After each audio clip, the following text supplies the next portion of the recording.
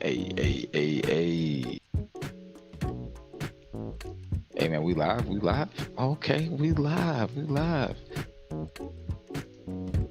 Yo, what's going on everybody? Welcome to episode 0.3 of the Third Key podcast. It's your boy, I say this your boy, man. I gotta stop doing this, your boy. Chris McLeod here with my man Aaron, my main man Aaron, aka took way too long to set the stream up. All right, look. So hopefully you guys notice some of the changes. We're trying to finalize everything for the launch. So thank you guys for tuning in. We got some cool things to talk about today. We're gonna be talking about G4 TV's return. We're gonna be talking about more Halo Infinite news because it is tearing the internet apart. I thought we were done with Halo, but apparently not. Nope. We're gonna be talking about what next gen TV you should buy. So then you guys can stop texting and emailing me about it. We're gonna talk about the spiritual successor to Jet Set Radio, Bomb Rush Cyberfunk. We're gonna talk about Cuphead's release on the PS4, and we have something interesting to talk about for the third eye discussion of the day. Hey Aaron, how you doing today, man? I'm doing pretty good. And I'll just let everyone know too. We got the chat coming in on stream now too. You can chat with us on Twitch or Facebook or YouTube, whatever you might be watching on if you are tuning in with us live. So Hey, let us know. We'll actually catch your we'll catch your messages this time. Just shouldn't forget about it. And for my mom, before we get into this thing, I am not gonna curse on today's show. No cursing. So let's kick this off, Aaron. The return of G4 TV. G4 has been gone since I should know the years, but I stopped caring. How long has G4 been gone, Aaron? I don't know, man. I think that I mean none of us watched it except for what, in the 2000s maybe. Yeah. And then they turned into they got real edgy. Didn't it turn into Spike? I could be wrong about that even. Maybe you are right. I think Spike was created from G4. We're probably wrong. I'm sure somebody will correct us. Like my boy Hero will say, hey, actually, those guys on the internet. But the return of G4, how are you feeling about it? Do you think it's because gaming is making so much money and they think that they messed up by getting rid of the channel so early? Or do you just think that they're running out of programming ideas? That's what it is, right? It's got to be. So, I mean, they used to be, they were trying to make video games cool on TV back then, and it didn't work, but the world is a very, very, very different place now. That was pre-Twitch. That was pre-YouTube gaming, and just in general, I think culture accepting gaming as a whole. So it's of course, bring some of these people back. And they said that they're going to try to get... They didn't confirm anything. All they said that there's going to be new faces, there's going to be some old faces, maybe some old shows coming back. I haven't seen Kevin Pereira around in a long time. I don't know if you remember him. He was kind of like... I do remember Kevin. It was like Kevin was getting that GameStop money for a minute. Yeah. He was like the Jeff Keighley with a little bit of a goatee. But I liked him. They had some good shows on there. And we'll see. It's really vague. They didn't have a lot of details. Just... which, I mean, I guess I could have actually pulled it up, but they just had this little teaser to show everybody, and it had the big epic reveal and everything. Let's see if I can get this going here. Because anything that has something to do with gaming always is called an epic reveal. That's just how it works. Oh, okay. But, all right. Zombie weapons. Yeah, it was like a ambiguous reveal, but hey, that's a 50-cent word right there. Ambiguous. I like how you just fit it into the podcast. The use of ambiguous, ladies and gentlemen. We will, every time Aaron uses a 50-cent word, I will make sure I bring it up. All right. But I mean, that was about it. Showed some stuff playing Pong, but I'm looking forward to it. It's not even confirmed if it's going to be a TV channel or what. I think if they're smart, they'll just make a YouTube. They'll keep it small. They'll get their staff tight. They'll make consistent shows on YouTube. Maybe stream them on Twitch. And I feel like this is that's an the way to Easter go. egg. this is an Easter egg, I think, because didn't G4 end by playing Pong? Didn't the channel Uh, go off playing Pong? you might be right about that. Uh, I do not know. That would be pretty cool though. Never stopped playing. Yes, I'm pretty sure the channel went off with them playing Pong, and that's it. That's the significance of the Pong playing on the reveal. I mean, I'll say anything that is putting gaming in the spotlight is obviously I'm all in on it. I mean I am glad that we're getting our channel back. I did used to watch G4. I remember Morgan, um, and I remember isn't that where okay, I don't want to call her Aaron Rodgers' ex-girlfriend because that's completely disrespectful. What is she played Psylocke in the X-Men Yeah, Apocalypse film. Olivia Munn. Olivia Munn. Wasn't she on G4? Yes, it was either that or Tech TV, but I think that was the same thing. I think Tech TV turned into G4. And yeah, she was Okay. one of the anchors on one of their more popular shows, and actually was able to successfully break out into acting. So, which is great for her. I have seen her in some good stuff. At first, I was kind of like, she was a newer actress, but she's been in some bigger stuff lately. So that's cool. Well, that's cool. She's not gonna be one of the people coming back to G4. Oh, of course not. She has an agent and a full acting career. I would never insult her like that. But that's cool. G4 TV coming back. If you guys got any ideas or any thoughts on that, make sure you leave that below. Or if you just don't care, say, hey, Chris and Aaron, don't ever talk about G4 TV again. But on to the most divisive thing on the internet right now, because we talked about Halo last time. And I'm a huge Halo fan, so I just assumed we weren't going to talk about this anymore because I keep getting told that nobody cares about Halo. But for some reason, for 2 straight weeks, well, when was it revealed? Last week? So one straight week, Uh, people have been talking about Halo. So for right. Halo Infinite, they have announced they're going to have a 120 frame per second mode for the multiplayer. The multiplayer is also going to be free to play. I know Aaron has some thoughts about how they're gonna make their money, and I'm sure he's gonna do his whole dance around the table on that.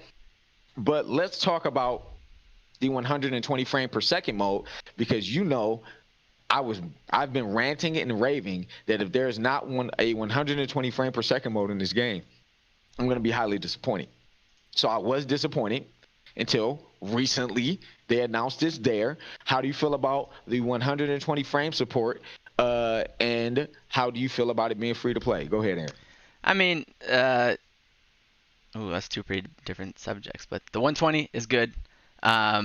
It makes sense, right? I'm sure that they're kind of limited to 60 because of the whole single player experience. It's big, it's open world, they've never done it before.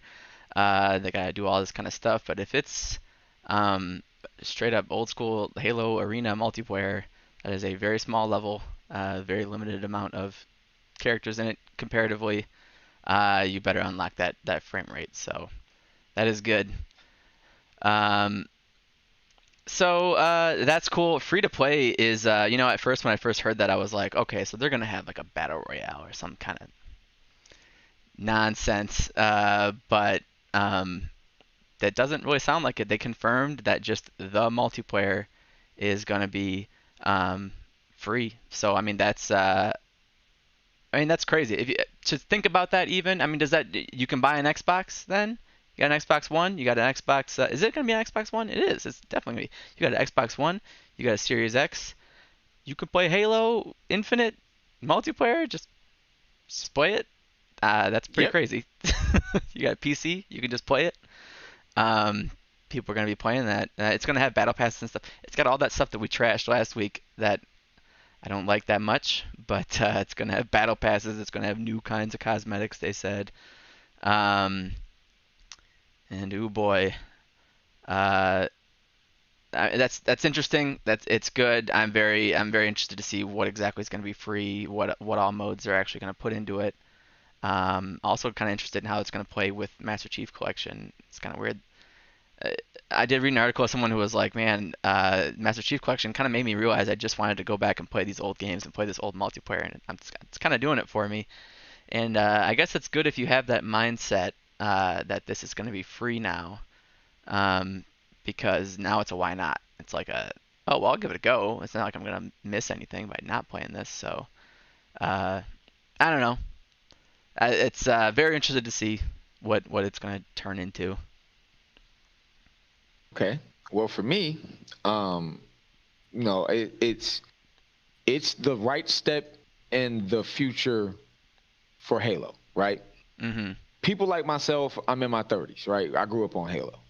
Um, but the next generation, they're obviously interested in other things. And certain franchises like Call of Duty have managed to make that leap to capture um, the younger generation of players. So you can argue that Call of Duty has dethroned every battle royale game that's out right now. Hmm. Now, it's certain games like PUBG, which are extremely popular over in like Asia, which I had no idea. It's still extremely popular over there. You got games like which funny enough Microsoft owns too, which is hilarious. You got games like Fortnite, which are it's obvious, right? So them going free to play with the gameplay advantage that they have, I think gives them a very viable chance at dethroning, any of their competition. Anybody that plays first-person shooters, nobody will argue about gameplay mechanics on Halo. I think pretty much everybody thinks they're the best. The only people who play other games usually aren't good at Halo. Hmm. So, so it's like, hey man, when people played first-person shooters that weren't Halo, it was usually, hey man, weren't good at it. So when military shooters took over, it was a different type of tactical feel to military shooters. It was more, one shot kill type stuff versus, overall damage over time. I mean, I can talk about Halo for hours as people know. I don't want to do that. So I'll say this and leave it at that, and we'll go on to something else. I think it's the right direction. It makes sense for where they're trying to be. And I wonder if they're going to give people an incentive to buy the game, right? What Hmm. do you get if you buy the whole package? Because there has to be a $60 option that includes both. You would assume so, right? Right. So, or are they going to charge half just for the campaign? Um, that's a tough one because really, when I I first see, heard I, that it I was going I to see the be clock going in your head. I when I see the when I clock going in first your heard that head. it was going to be free to play, my instinct was there's going to be a mode that's free to play, and that's what Call of Duty did. Warzone was free to play. The battle royale was free to play. They make it sound like it's going to be everything, and that does beg the Sounds question. like the entire multiplayer suite is going to be free. Now, maybe you got to pay for Forge mode. Maybe you got like the map editing tools. Um, I could see that, but I don't think that's enough to validate the price. I'm interested in the pricing model for this game. So we'll probably end up talking about Halo again Hmm. because it's very divisive. Um, but I think they're setting themselves up for the future of Halo, and I do think it's going to be really popular amongst the streamers because it's going to be free to play. Why not play it? Right, right. Uh, yeah, that's going to be interesting. But I think that yeah, the huge question there Hold is on. We gotta Forge gotta be free. Look, look. I'm with you.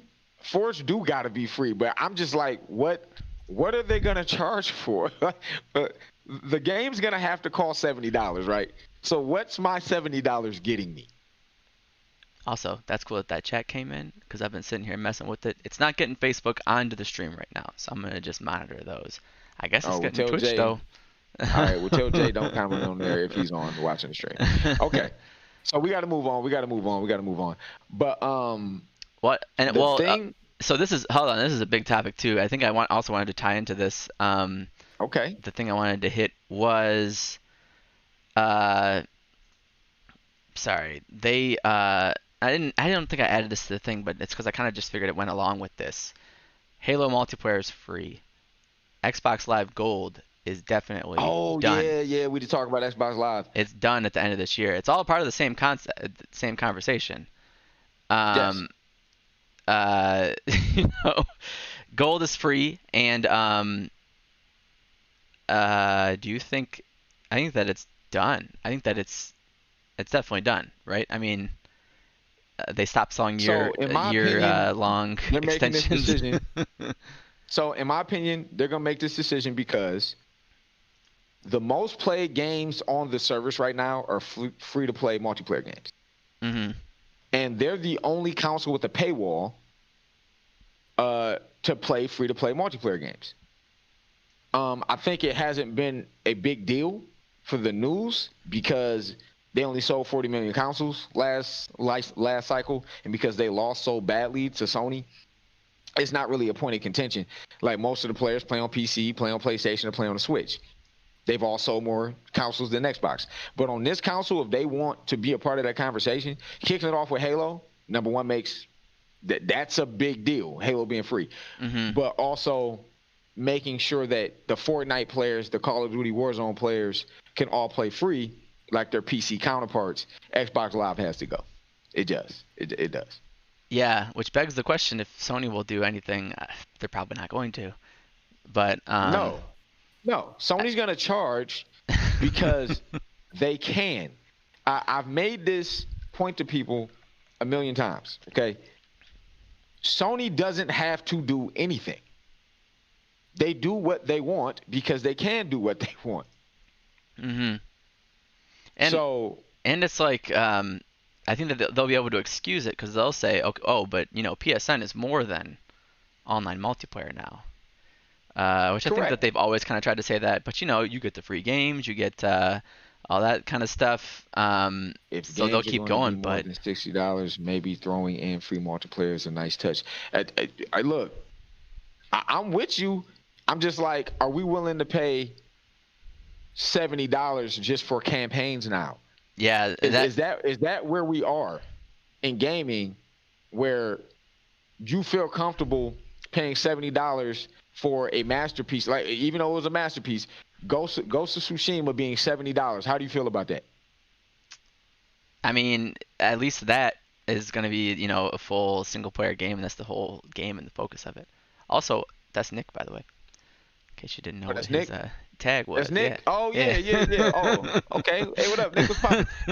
But look, it's another conversation. Like I said, okay, we gotta move on because we're trying to stay on track. We're gonna stay on track today. We will talk about Halo again probably next week because it continues to divide the internet. $70 for half-ass campaigns and Last of Us remakes. Yeah, look, man, that's where I'm at with it too. Look, $70 for these campaigns, that's gonna be steep, man. It's gonna hurt. But like I said, we'll talk about this next week, I'm sure, because people will continue to talk about this. Maybe next week we'll Okay. do a full Game Pass thing because I also don't know if you noticed they took Xbox out of the Game Pass branding. Yes, and It we is will now talk called about the that Game next Pass. week because I So, want to see where they're going with you this. know I what? do. If I Sony do. starts making games $70 and Xbox starts making everything Game Pass, and you don't got to shell out $70, Look, man, just saying. it's gonna I mean, that's be it's facts, gonna though. be competitive. That's facts. That's facts. I can't argue with that. Oh shoot! So And also, I wasn't even paying attention over here. We done passed up the somebody whole. asked a question on Facebook. No, I didn't update any of my Oh, you titles. didn't change the topic meter. Wow. Make sure you sure that up for our launch. All right, cool. So the number one thing I get asked about by people that want to spend their money on shit. Oh, I cursed. I'm sorry, Mom. The number one question I get asked by people that want to spend their money on stuff, okay, is what TV should I buy? And a lot of the television manufacturers are going all out with pretty much trying to close the gap with gaming monitors and televisions. Now, obviously, people who are PC gamers will laugh at the idea that a television is on the same level as their gaming monitor, and you would be correct. There's no television on the same level as your gaming monitor, okay? But the idea that people can now get 120 hertz refresh rates on their televisions is very important, especially after LG's fiasco last year, where they launched HDMI 2.1 and they were only giving 40 gigabytes a second, which cannot give you 120 frames per second. So it was a joke. But I came up with a list. So before I go through my list, Aaron, do you have any opinion on the state of televisions and what type of technology you favor? I mean, I haven't looked at what's out there too much yet because I'm out to take a hard look at it when I get closer to wanting to buy a new TV. But all I know is I need variable refresh rate. I need at least 120 real 120 hertz real, Mm-hmm. 120 frames per second display. And I want HDR. It's gonna have it. Okay. And I think that's about it. And I want it to be an OLED, but we'll see what my situation is going to be for that in a year or so. But Are you talking about money? I mean that will be a factor, and yeah, that will be. Aaron got money, y'all. Don't let him play with y'all. Aaron got money, so he's just being cheap. I mean, I've been holding out. I've been holding out on OLEDs and stuff because I want a good OLED that has all this stuff in it, and I don't really want it to be the first model that does it because who knows how well it'll do it. But that's where I'm at on TVs. But I haven't been. Thanks, Nick. What do you say? He said he's always been cheap. I mean, cheap. I was the master of every used game sale. Yeah, man. You always been GameStop cheap. had. Okay. So I've narrowed this down to 4 televisions, okay? And one of which I have not seen yet, but it's going to be number 1 on my list just based upon what they're touting. They are talking their ish, pounding their chest, right? So number 4, just from a price standpoint and capability standpoint, I'll say I got the Sony X900H or the XH90. It's an LED model, so I know people's gonna be like, boo, boo, boo. No LED models, but it's only $1,000, and they're touting that it can get 4K 120 FPS with variable refresh rate. Now, after doing more research, Sony said it is going to be via a firmware update. So because it's via a firmware update, I am kind of skeptical, but I'm going to still put it at number 4 on the list because $1,000 for a 55-inch TV. By the way, all these TVs are 55. So if you want something bigger than that, I'm not, talk to me about that later. That's cool with me. $1,000 for a 55-inch TV that's going to get you 4K, 120, and it runs Android TV. So it has, in my opinion, the best television OS amongst all the TVs. They're relaunching and bringing that back too in a pretty big way right now. Yes. So I'm down with that. The Sony X900H. Okay, check that out. Now number 3 is another LED, and if you notice, there's a path here because I'm not high on LEDs, but just based on the value they provide, I have to at least talk about them.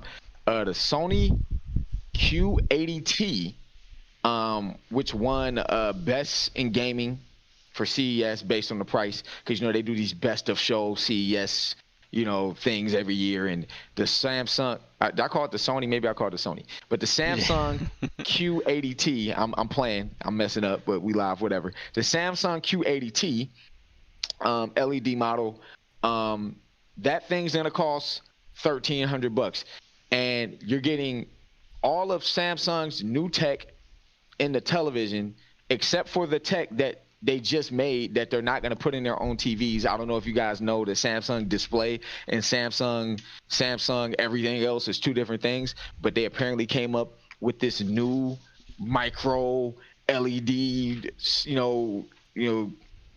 competitor to OLED that they're not putting in their own TVs, which is absurd. But $1,300, check that out. Okay, so when is that? We get is all this now? When is this? They all got announced, so you can pretty much pre-order these. I think they're taking pre-orders on the home websites for some of this stuff. Apparently, Best Buy is supposed to be getting some of these TVs, but COVID life is real, so Just wait until the consoles come out to go buy these things. Do not go buy them right now. There's no point in buying them right now. You're going to be spending the max amount of money and not going in there when they want you there for sales and all type of stuff you can get with the TV. So wait. You want okay? the final word on the reviews too. As far as the reviews for the Samsung Q80T, that's available. You can go see that right now. The review for the next TV, you can go see right now. So the number 2 on my list is the LG OLED CX Series. This is the number 1 rated OLED on Earth right now. It is the number 1 rated OLED for gaming. So me saying this, you would think it's number 1. Well, Chris, why is it not? Well, this thing's gonna cost you $1,800. Okay. Yep. So with taxes, you're paying what? 2K for this thing. Now it is the best gaming OLED on the market. It is rated over a 9 by everybody, 90% plus by everybody. And because it's an OLED, you get in the maximum black levels. And they fixed the number 1 issue with OLEDs on LG's new models. They added AMD FreeSync technology to these things. So remember how I talked about earlier, bridging the gap. You know, I will say too that that's more specifically what I'd much rather have in a TV that does this is specifically FreeSync or G-Sync, not just whatever their variable refresh rate is, because I want to be able to plug my computer up to it and know that every game I have, and know that my video card will support it out of the box. I mean, my video card might get updated to support whatever manufacturer's variable refresh rate, but if it's got FreeSync, then it definitely it will work. This one specifically has FreeSync technology. Now, apparently Samsung's models last year had it also, so shout out to Samsung because they kind of forced LG to do this. So shout out to Samsung. But there's going to be 3 different types of FreeSync technology in these TVs, so make sure you know the difference. You're going to have FreeSync, you're going to have FreeSync Pro, and I want to say the third one's called FreeSync Premium Pro. FreeSync Pro, the difference between FreeSync Pro and Premium Pro, I want to say is HDR support and standard 120 frames per second refresh rate out of the box support. It's weird. Look it up. I have my notes on it. I don't feel like reading them. Whatever. Okay. The number 1 TV on my list, and I have yet to see this thing, so I'm not saying it's the best one. I'm saying just based on the hype and what they are pounding their chest saying is the Vizio. I said Vizio, right? The Vizio OLED 55H1. Now, the reason this thing is special, if you guys don't know this, all the OLED panels in the world are made by LG, okay? If you got an OLED, LG's making it, okay? So they're claiming they're taking in a new LG OLED panel, right? It's going to have variable refresh rate support. It's going to have HDR and HDR plus, 10 plus. It's going to have Dolby Vision. It's an incredibly beautiful TV. And on top of all of that, you're going to have your 4K 120 and all that good stuff. It's going to cost $1,300. If this TV is $1,300 with the spec range that they put on display, that is the must-buy TV for your next-gen system. Just based on the price alone, you're going to save $500 stepping down from an LG CX to this thing. That means you can buy the system you were going to buy anyway, the TV and the other system, for the same price as buying the system you were going to buy in an LG CX. Do you understand how ridiculous that is, Aaron? Yeah. I mean, I would hope as long as it delivers.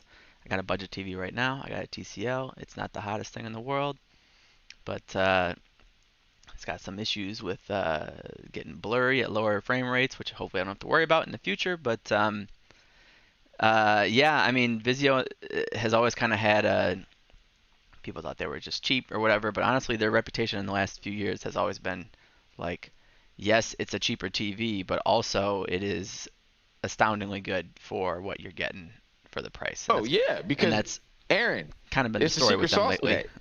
It's the secret sauce to why their TV suddenly got good. They use other people's panels and they don't change the technology in the panel. That is the secret sauce. So EB, hey man, to answer your question, yes, this is Vizio's first go with OLED, but it's an LG panel. So, and they said they're changing nothing in the panel, literally nothing. So, yes, you're buying a Vizio, first edition OLED, but it's an LG OLED. So, for $1,300, that is ridiculous, and it will blow the OLED market up, because I don't know if people are familiar with Sony's OLEDs that they're launching this year. Aaron heard me ranting about them earlier. They're charging more money for their OLEDs than LG is, and LG's making the panels. So it doesn't make sense. And the model that they have at the price of the LG CX doesn't have 4K 120, doesn't have variable refresh rate support, and from what I saw, it doesn't have any HDMI 2.1 slots. So I don't know how Vizio's making money off this thing. I don't get it. Yeah, and it's got to be just brokering a deal with LG. It's got to be, hey, when we make TVs, we deliver them to these markets. We make this much money. We sell this many TVs. You want to partner with us? We're not Samsung. We're not one of your bigger competitors. They're always the budget guys, and LG doesn't make budget TVs. I mean, they're not in that business really. So, yeah. Sony tax. That is facts. That is facts. But yeah, so everything, and I was just googling it too, trying to find some kind of highlight reel on it, and that's what everyone, every single thing said. $1,300 is a game changer for. Dog, $1,300 is ridiculous. So I'm trying to tell people, if this TV comes out, and I want to spend too long on this because we're trying to stay on point, Aaron. If this TV comes out and performs even admirably, like say it doesn't get the 9.3 rating that the LG got. Let's say it get an 88 or an 89. Bro, you out your mind if you don't buy the Vizio. I'm not paying $500 extra for an LG sign on my. I was trying to look at new TVs and I was like, this is it. The black levels are amazing. The technology needs to get there. Luckily, it's still there, so I think that my waiting is going to pay off. But yeah, man. I mean, if it's 1,300 and it gets good reviews, I'm buying it. That's it. 1,300 makes easy it a decision. must buy, man. So it just ends up being that, Now something interesting, I'll throw in this caveat before we move on to the next thing. Samsung and Microsoft have always had a partnership, okay? And I think that's purely just because Samsung tries to say F everybody, right? And Sony got their own TVs. We gonna partner with a console manufacturer. We gonna make some TVs. I would expect some sort of announcement when xCloud is, out there in the wild, that Samsung TVs will have xCloud apps built in. Like have the xCloud app built into the television. And I would suspect it would be the first smart TV with xCloud on the market sometime next year. And that's when they plan on launching that new tech from Samsung Display that I told you they won't sell to themselves, Aaron, which makes no sense. So when they launch their new tech and their new TVs that they won't make themselves, but they'll sell to China, doesn't make sense. Expect xCloud to be on those TVs. So if you're a person that wants to wait and maybe you want to have, another TV in the house, keep that in mind. So on to the next subject, something I'm sure we're all going to be excited about. We have seen the spiritual successor to Jet Set Radio, which, we all want a new Jet Set Radio. I'm sure, it's one of the best games ever. Bomb Rush Cyberpunk. Aaron, get in your bag. Tell people why they should be excited. We all ears. So, for one, and you know what? I'll go ahead and put this on first. The people who made it are these people who made this game, which was made by some fighting game fans, and they debuted it at a fighting game tournament in Chicago a long time ago. It was a Flash game. It was called. I'm having a brain fart. Baseball hitting fighting game. I can't remember nothing right now. I'm having such a Lethal League. Okay. I mean, So step your game up. Lethal League was funny. It was just a game that was just centered around you guys, like two people would hit a ball and it would repeatedly get more and more difficult. Ooh, I shouldn't have unmuted him yet. But I'll try and just put on like a match of it or something while I try to explain it. But it's two guys that I keep hitting it Oh, and this not is waiting Flash for it. game right here. This is actually the sequel they made that was not Flash based. So they made a Flash game. It got a whole lot of attention, and then they made a full game out of it. And this is kind of their aesthetic already. When they made the full game, it was 3D models that looked very, very cel shaded. It had all these kind of real colorful environments and everything, and graphics, and the music was very. It sounded like some Jet Grind Radio stuff, and it was clearly the aesthetic that they were trying to riff. But yeah, the game was just every time you hit this ball, this like music meter at the bottom kind of fills up and it freezes, and the ball every time you hit it, you hit it even harder. You can bank it off walls, and you just got to try to hit the other person without them hitting it. And it was very balanced and very competitive and real fun. I really liked the game a whole lot. They're very competent developers in that they can make a competitive game. They know what they're doing and they know how to do it right. So like these are the people in charge of what they've now announced as Bomb Rush Cyberpunk. They got the actual composer for Jet Grind Radio to sign on. So you gotta have some pedigree if like you're gonna go to the Japanese composer. They're not a Japanese studio. If you're gonna go to him and be like Western studio. Yeah, they're not. Yeah, they're not. Oh wow, Japanese. that's impressive. So impressive. like, if you're gonna go to them, God, and sell yourself to a Japanese composer who hasn't been doing Jet Grind Radio or whatever for, however many years, and have him sign on and be like, "This looks great. I'm in. I'm a Japanese composer. I'm gonna compose your game's soundtrack," which sounds great. I at least like it. But I mean, this thing just looks. The music is Jet Grind Radio, so I mean. Sorry, I'm dropping frames. I got too much stuff open right now. My computer's struggling. Like it. But I mean, come on, man. It looks. I like it. It looks great. It's called. Like it. It's called Bomb Rush Cyberpunk. I mean, Nick with the oh my gosh, that is classic Nick. But so I mean, that's really exciting to me. It's exciting to me that it's a good developer that knows what they're doing, and they're tackling Jet Grind Radio, which obviously Sega has not been able to figure out since. Man, they just don't want to figure it out, man. Sega's weird. They don't like. What do they? They have a lot of IP that they don't know what to do with. They just give up on them, man. They don't care. They have like some, and they do some stuff very right and very well. They were hiring Platinum Games for a lot of stuff, and they were doing all kinds of great things. And then their main IP, they just cannot figure out. They were like Space Channel 5. How do we bring it back? We're making a VR version. They don't know what to do with Sonic, man. And that's the money maker. Sonic. They're almost, they're starting to figure out Sonic. So they should have just sold it to Nintendo.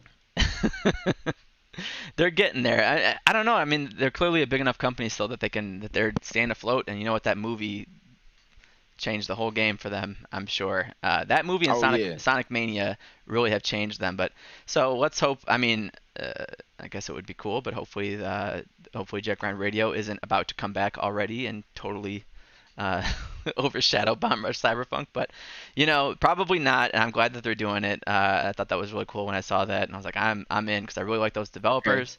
What if they? I'm gonna throw this out there. What if Sega sees this and says, you know what? Let's just make that Jet Grind Radio and y'all just change the name. Would you be down for that? Yeah, they should do that. That's what Sonic Mania was. That's what every Sonic Android port was. That's what everything like they were like, yo, you made an engine that perfectly emulates the Sonic engine and adds widescreen support to Android and iOS phones. And Christian Whitehead was like, yeah. And they were like, can we just release that officially? And he was like, yeah. And then they were like, can you make a new Sonic game? Can you just make cut? Yeah, they were like, check. we don't know how to make 2D Sonic anymore. Can you just make one? And then he was like, yeah. And then he made Sonic Mania, and it's like the highest rated Sega game in the last 20 years. Okay. Well, that's a So, perfect transition point right there. That's a perfect transition point. Speaking of high rated games, Cuphead indeed. is going to the PS4 for an official release. So for PlayStation 4 users who never played that trash Xbox, never played that kitty Nintendo Switch, now you can play some Cuphead, or never got a PC, but we can't talk crap about PC guys. They'll eat us up. You know, Hi Aaron. Hey man, Aaron. Hey Aaron, you got a hi in there. So That's the Sonic Forces was terrible. You are correct. So for people that never played Cuphead, it's going to be available on PS4.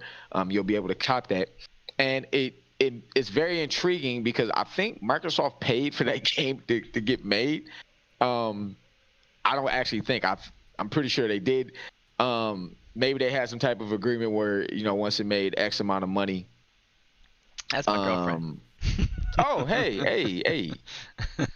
That maybe once they made X amount of money, they could put the stuff on whatever they wanted. Obviously, it was on the Switch, but I think maybe Microsoft is kind of setting the table up for their first party games to be on a lot of stuff.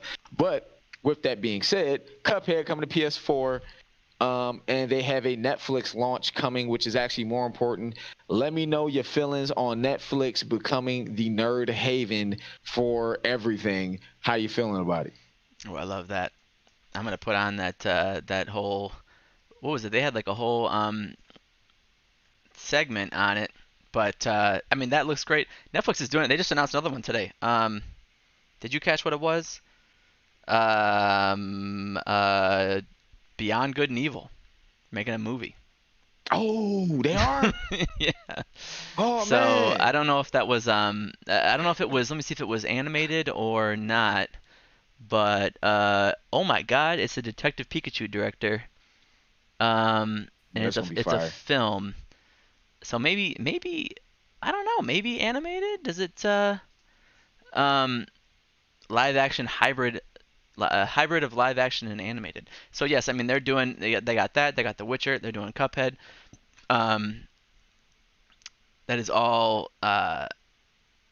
great news. I don't know. They are I like Netflix, and then I'm glad they're doing that because really this is the stuff that makes them go viral. They are involving people in these projects that will make sure that they're not terrible. They're not just throwing the money at whoever and saying make more stuff, more stuff, more stuff. That's not working for them anymore. It can't be. Hasn't been working for them in a long time. Um, uh, and yeah, I like that. But I think that yeah, the other half of the conversation is Microsoft. Um, and I feel like yeah, this is one that they don't own. Whoever made this game, or else it might not have come out on PlayStation at least. But this was like when they did Cuphead. I feel like that was when they were first starting to say, whatever, just make the game, get it out on our console first. We're gonna take all the credit for it when it comes out and get all the attention, and then, but you Yeah, can they put it had out on Microsoft PC. Game You can put it, Studios on when you had it, if you would have bought it back then, it says Microsoft Game Studios on it, right? because yeah, they So, they published it, but they yeah, also didn't have an exclusive um, agreement to it, which is interesting. I'll put it on here in the it's just background, but weird. Like, I want to see what the what the whole thing is with their publishing unit is now, I guess. Like, how is their publishing unit functioning as far as what they're willing, what they're willing to put something on and what they're willing to make money off of? Because I have been told, like I said, like I've been told that Game Pass will be on everything. And I've been told that directly. And you know, it was very clear because I said, you sure everything? They was like, look, man, everything. Okay. So when we say everything, it will be on everything. there's going And to I be was like, one oh, major holdout in that equation. That correct. yeah, Sony's going to be the last person to be like, you're not putting that on Well, PSN. well, well, But it's weird because they're they're partnered to do Sony's cloud gaming. Like Sony's cloud gaming infrastructure will be on Azure servers. Mm-hmm. So so it's weird. Like their interloping is weird, right? Mm-hmm. Um, but whatever. More people get to play Cuphead, which is dope. Cuphead's getting the show, which is dope. Shout out to Cuphead. You know what I'm saying? And I'm always happy when developers get to make a passion project and it's uber successful, because that means, they will soon be a AAA studio, and that's dope. They'll be like the next Moon Studios, because I think Ori is one of the best games ever made, ever. And it was very similar, small studio making something with love. So that's dope. Mm-hmm. Okay. So, I think we covered all our major stuff. And we're making really good time on this. This is literally the best podcast we've done. Like Aaron, like, hey man, high five through the screen. So, um, so, our third eye segment, which we're going to be doing every show, right? I found this on the internet and I thought it was hilarious. It's, you would think I'm offended, but I'm not. Whatever. It's just how it goes. Yeah, Nick. Happy Emancipation Day from KFC. Okay, they had. Okay, what is this? Because I have not. I'm hearing this for the first time for you. So what am I looking? Is this a video? What am I looking for? No, it's a poster. I put the link in there. Bring up the link and put it on the screen. Where'd you send me the link? I put the link in the notes. Bring up the link. Oh. I got that. All right. Oh boy. Okay. Now I want you KFC made a Happy Emancipation Day, for Black Lives Matter. Me and Aaron are both black males. Aaron might not look at y'all, but people who know. All right, if you know, you know. Okay, so I want to know your opinion on the Happy Emancipation Day. No, wait. That's real, by the way. That is a real advertisement picture. All right, that is a piece of chicken with the black fist as the shadow, Okay, well, at least this is only in Trinidad, it looks like. It was only in Trinidad. And they don't have the best Trinidadian social media person running it. No, that is real. It is 100% real. I'm serious. They pulled it and they put up a new photo, and they put up a new photo of some white balloons with the red with the red balloon is like the KFC face or whatever. But they pulled this so fast, but the internet, man. Oh my God! No, like you can't use a symbol of freedom like that and make it's a chicken. So what are you saying, that the chicken is another sign of your emancipation? Hey man, look man, I thought it was funny. I wanted to I wanted to put it on here for some comic relief, man. It's funny, man. Like in our third eye segments, we'll try to cover stuff that's not tech and or gaming related, just to be funny. Yeah, man. Happy Emancipation Day. Go get some KFC. No, brands need to. I mean, I think that the KFC American brand would have never done that, but yeah, you got to stay out of that kind of stuff if you're a brand. You can't correlate your product to anything good like that. That's why they make all these the fancy commercials in America about, like, it's just like a mini movie about people, and then at the very end of it, it's like Nike. It has nothing to do with Nike. To believe a room full of executives said, "Yeah, that's cool." Look, CJ, you would be surprised what a room full of executives will do. Like I said earlier, Samsung has a division that is a separate business called Samsung Display. All right, that's the part of Samsung's business that does all the TV, like they sell all the TV tech, they sell the phone technology, everything, right? The division in their own company is not selling brand new display technology to Samsung. So the Samsungs you're buying this year is old technology when they have brand new technology that's available that is literally being sold to Chinese manufacturers. And Samsung won't put them in their own TVs. A room full of executives did that. And guess what? They still gonna make you pay full price. So, that's what executives will do. Yep, yep. Oh man. Yeah, that is I'm glad I didn't look that up beforehand because you had mentioned that. Just went and looked at it and I was like, no way, man, what in the world? Yeah, he's familiar with WWE creative. That's kind of more dictatorship, I think, on Vince It McMahon's is a part. dictatorship. But- oh So, man. Uh, yeah, I don't got too man, much more to say man, on we that. rushed through that. Yeah, we still. I was gonna say we still got um some time Hey, here, man, it's but all good though, man. This is good, man. We actually stayed focused and made it through a whole podcast, um, in a legitimate amount of time, so people can actually listen to it, man. This is very good. I'm very impressed by our accomplishment. Let's go, Third Key Podcast. Um, so yeah. Well, yeah, that's everything we had today. we can talk about the podcast. We could add more, but we have been trying to you know, cut it down a bit and make it shorter, not go too long about stuff. We had like so many more topics before, but we were trying to keep it short on purpose. And I put in, I think I was up till 5:30 a couple nights ago. Chris was like, I don't know if I can do it. If I do, it'll be later. And I was like, okay, I'm gonna start working on this thing. And then I didn't stop until 5:30. So I made this interface is all a web page basically on top of this that I made interactive and stuff. Still got a little bit more work to do on it. Also, I was trying to steal this restream this chat over here, but I think that they want me to actually be streaming to them in order to let me get the Facebook on there. So Facebook Oh, didn't work.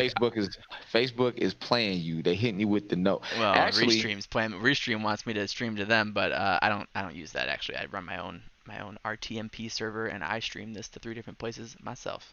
But so Nick, thank you for the compliment. Like, look, we know that we be talking way too much, so we was like, look, man, we got to cut down on this stuff. Like, I started timing us, you know what I mean?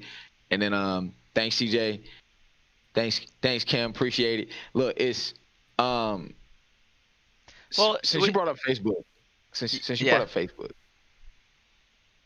I'll talk about something random. This is random. We didn't have any subject on this because I want to know what you think about this. it's third And eye. then We can talk about whatever. and yeah, and then maybe we'll end on this. It's funny. So Facebook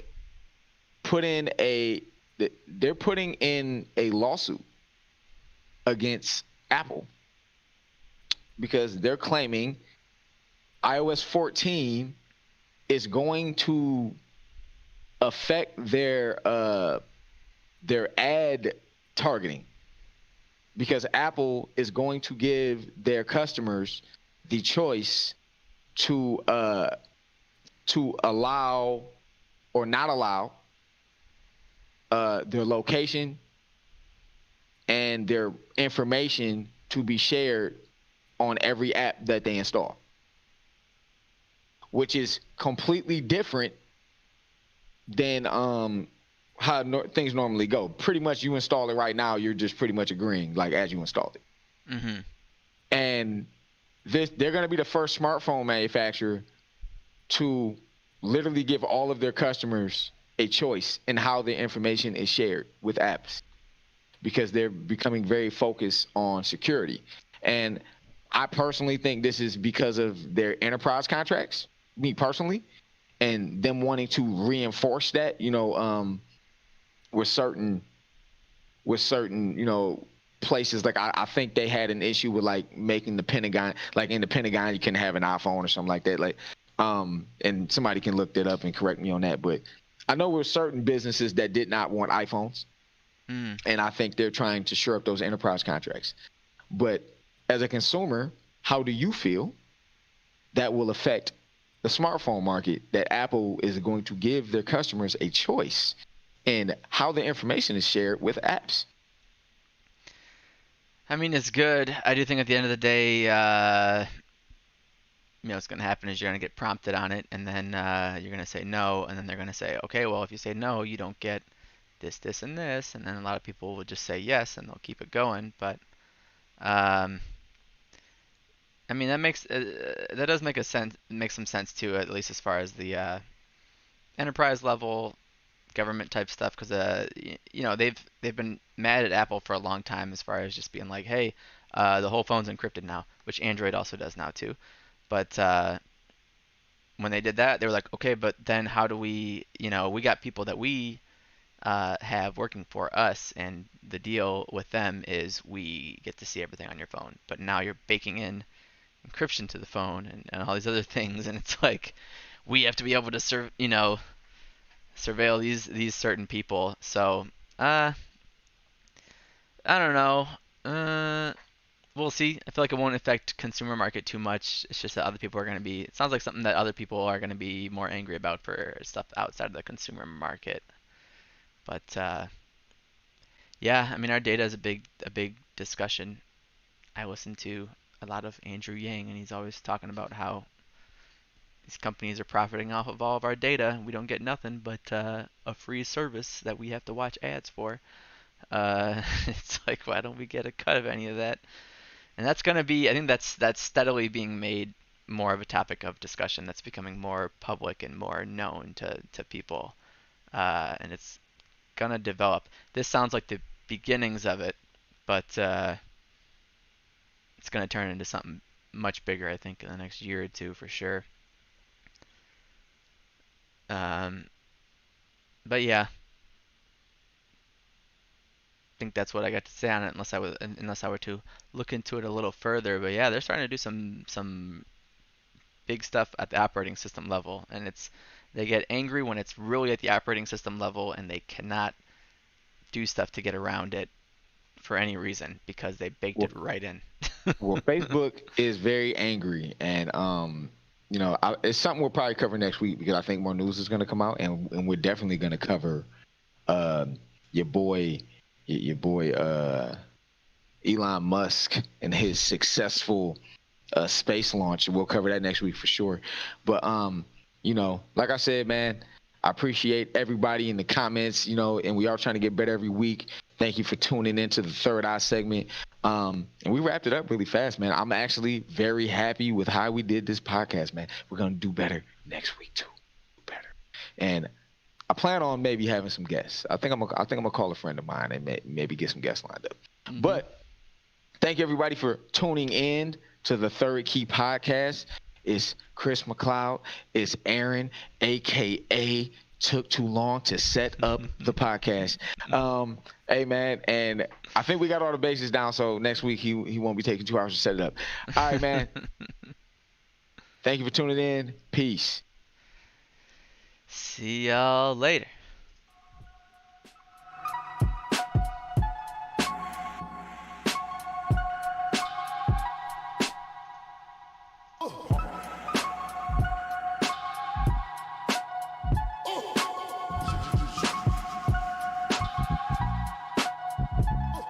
When the beat bang and you're in the club, when the beat bang and you're in the club, when you listen and you feel a thud.